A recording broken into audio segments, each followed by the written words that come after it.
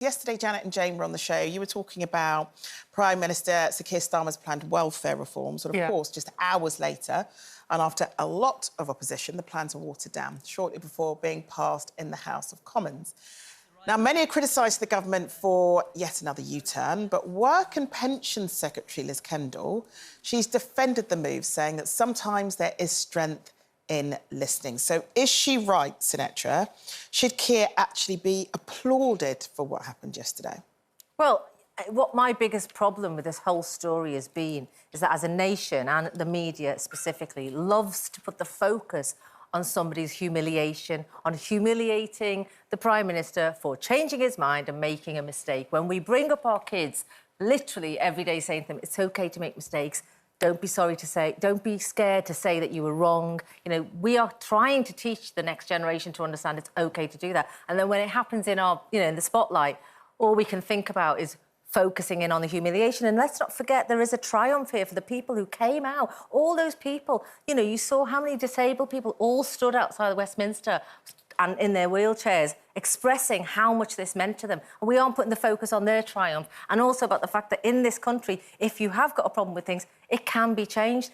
If we keep making fun of Keir Starmer doing another U-turn, how will he ever do another one? How will we ever get the next thing that we don't agree with across? How's that going to work? Jane, what do you make of what happened yesterday? I do think there is a strength in listening, but, with all due respect, you telling your kids about what's right or wrong, they're not running the country. So I think at some point, I think the reason that people are so disengaged from politics is that there's so much flip-flopping going on. And where I think they have made a mistake, yes, there is a strength in listening, but listen to the various groups before you shape the policy. Then you don't have to do the U-turn. Yeah. So get all the different people involved in a commission or a discussion as to who would be affected by this policy. Listen to them, then shape the policy. But they keep rushing these policies out, and then everybody goes, oh my God, and then it all gets U-turned. I mean, what it sort of feels a little bit like is you've got someone at the head of an organisation who really doesn't know the other members of the team in any shape or form because there doesn't seem to be any consensus. It feels as though they're not talking to each other. It feels like there's no communication. But why would the Labour Party anyway be that cohesive and coherent? They haven't been in power that long. They had over a decade in opposition where they were riven by internal strife, where the left was versus, factions within the party were fighting, and now they're in power, and somehow you want them to change overnight and turn into one happy choir all singing from the same hymn sheet. But in democracy, there are various shades of socialism, and we're seeing that in action. I kind of agree with Sinetra that there's nothing wrong in changing your mind. There's a lot to be said for having a Prime Minister who does listen to people and who takes the other people's point of view into account, because what is the alternative? Let's look at America. Well, the alternative is to talk to people before you do the policy. Well, no, the alternative... there is another alternative, which we're seeing in America, which I call placard politics, where every single day you make an announcement about a policy that's in block capitals. It's like the capital of capitals, actually, in Washington at the moment. And how many of those policies and those announcements actually get translated into game-changing policies for average Americans? I doubt it. And in this country with Boris Johnson, we also had a Prime Minister who was very, very fond of making the big statement. But then it's also important to have someone that admits when they have done something wrong, which one could argue... But has he done something wrong? No, not done something wrong, but rolled something back and admitted that perhaps they hadn't taken the steps. I mean, he did do it last week, didn't he, on the speech about immigration? He said that was a mistake. Yeah, and strangers hadn't really read it properly, blah, blah, blah. So... I do think that he's good at that. I mean, if we're going to, roll it out into whether we're any good at admitting that we're wrong, I would say, back in the day, no. If my kids and my ex-husband were watching, they would be like, you never admit you're wrong.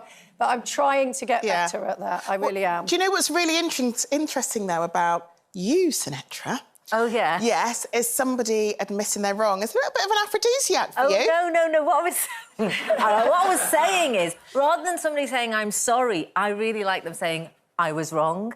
I prefer somebody saying, I was wrong and you were right, because that makes me go, oh, yes. It's like a win. Whereas if somebody just says, I'm really sorry, it's not really a win in that way. That's not about them, that's about you. I love it. It's like, it gives me a high. There is so much to unpack there, Sinatra. How about you, Janet? Are you good at admitting you're wrong?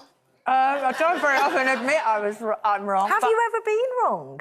Yes, I admitted yesterday to a journalist I was being interviewed and I didn't feel it was going my way entirely. So I decided to actually admit that I did make a big career mistake when I didn't get a job that I really wanted at the BBC. So instead of thinking, all right, they chose the bloke, not you, because it was between me and a bloke, and I just got the hump and walked out. And that was, in retrospect, a completely stupid thing to have done because I had a brilliant job. Yeah. I was in charge of lots of exciting And how projects. many years has it taken you to admit that? At least 30. Well done. Do you know what, Janet? I'm loving the growth in you. It's I know, look, I'm feeling Better late than never, better late than never. Now, projections show that spending on Britain's state pension could rise from 150 billion today to 240 billion by 2070. So questions are being raised as to how we can manage this increasing bill as people live longer. Well, today's papers, it's being suggested that the state pension age may have to rise to 74. Yeah, loving the reaction. Every time I get close, they just move it away. Yeah. And others are even suggesting that pensions be means tested. So, Yeah. well, you're going to love this conversation. Janet, as someone who is of pensionable age, I've got a pension, yes. do you think either of these options are feasible? Well, first of all, you have to get a full pension in this country, you have to pay national insurance for 35 years. And you don't get any pension at all unless you paid national insurance for 10 years. So no one's exactly doling out money at the end of, the day. I think that if you're going to means test, I can see the problem about the cost of pensions. Yes. I can. And I can see that sticking to this triple lock, which is taking the cost of inflation, the average cost of wages and the rise of 2.5%, and taking whichever is the higher, just can't go on because, obviously, we're on a trajectory to disaster with the debt at the moment, this country's debt being higher than it's ever been. So if you are going to means test, which I'm saying from the outset I don't agree with, I would say, how on earth are you going to do it? Because if you're going to look at personal wealth, most older people in this country who own a property will have bought it decades and decades and even generations ago. It might even have been passed to them by their parents, and it will have cost them very little money. Yeah. And now, on paper, it will be worth a lot. And the cost of downsizing in this country is totally ridiculous. But then, Jane, Look at stamp duty. Well, if they want people to downsize and pensioners to live within, to free up houses for the property market, they've got to change stamp duty. But then, Jane, it's right to say, though, that something has to change within the system. It was not built, one could argue, for those that live as long as we are now. We are in an ageing population, so therefore people are living far, far longer than the system ever thought that we would. So something has to change. And Janet could be seen as an example as someone who is still working, and also. So my crime is going to work.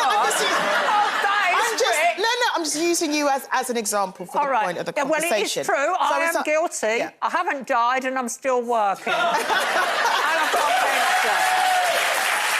But you could have sort of a younger generation sort of looking at that and sort of thinking, actually, is that fair? I mean, if I was the younger generation, I would be looking at it that way as well. But when you're looking at it backwards, when you're the older generation who has paid national insurance all their lives, etc., and there's an expectation, and you've been promised something, we've all been advised or, encouraged to invest in ISAs, tax-free this, invest in pensions outside of the state pension, etc. And then they just move the goalposts. And there just seems to be this tendency at the moment that if you've saved and if you've planned for your later life so that you're not going to be a burden on the state, they then go, oh, you've got a bit more there. By the way, stuff that we've already paid tax on, you've got a bit more there, we're going to have a bit more of that. Yeah, we're going to double tax your second home. Yeah. If you dare to have a second home now, that's another crime. Yeah. I think if you're going to change it, the people who've already started paying in have to be kept. The promises have to be kept for them. Yes. And the next generation who have yet to start paying national insurance, you can change it for them because then they won't feel robbed. And also, is a pension really what a pension was meant to be? A pension was meant to be there to help you survive after you've retired. But therefore, should it be means-tested and should we look at the way that technology works? That was what I was going to say. In order to be able to... Initially, I would probably do a thing, which I think they did with child benefit years and years and years ago, which is to ask people actually to volunteer and say, look, if you feel you don't need this, please let us know, kind of thing. Yeah. That's not... Because a lot of these people that are saying, you know, I'm altruistic and whatever, might do it. Based on the honesty box? No, I know, but it might be a good start